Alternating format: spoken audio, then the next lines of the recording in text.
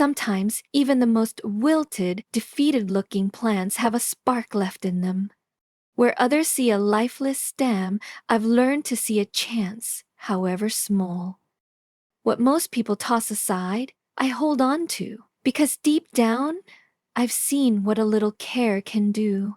This once forgotten plant looked beyond saving, but something about it told me it still wanted to live, so I gave it a shot.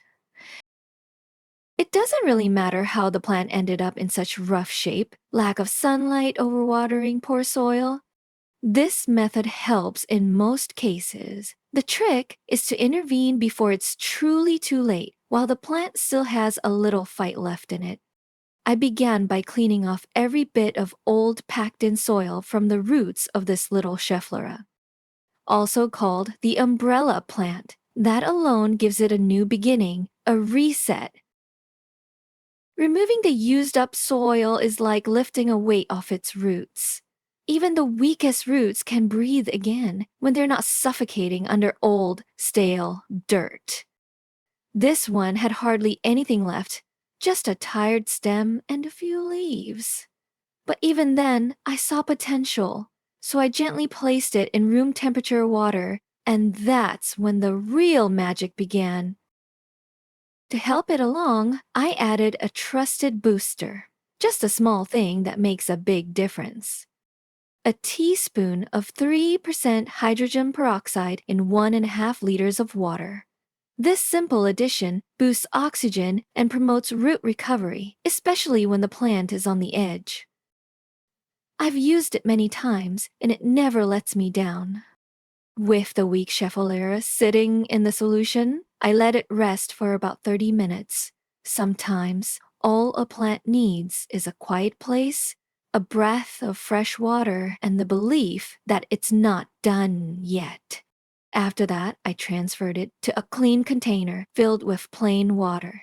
But something inside nudged me to take it a step further. I decided to try rooting the top portion of the plant too. Who knows, right? Sometimes the upper part holds energy the lower half doesn't. I placed it under soft light, let the water do its work, and simply waited. Weeks passed. I barely touched the water. And then something beautiful happened. One day, I noticed a subtle shade of green returning. At first, it was faint, easy to miss, but soon it became obvious. New leaves began to appear, their tiny edges lined in variegated color. It felt like witnessing a rebirth, like the plant was telling me, I'm still here. Now that life had returned, I knew it was time to move it to a proper home. I picked a pot that felt just right, not too big, not too deep. Into it, I added a loose, breathable soil blend. Peat-based, universal soil mixed with perlite to allow airflow. At the bottom, I added some medium expanded clay for drainage. Though, to be honest, it's optional. You can get good results without it too. Sadly, the top cutting didn't make it. It ended up rotting. That's why you won't see it later in the video. Weak or stressed stems often fail to root. It's disappointing, but part of the process. Not every experiment works, and that's perfectly fine. What matters is giving it a chance. There's one thing to be cautious about. Never bury the stem too deep.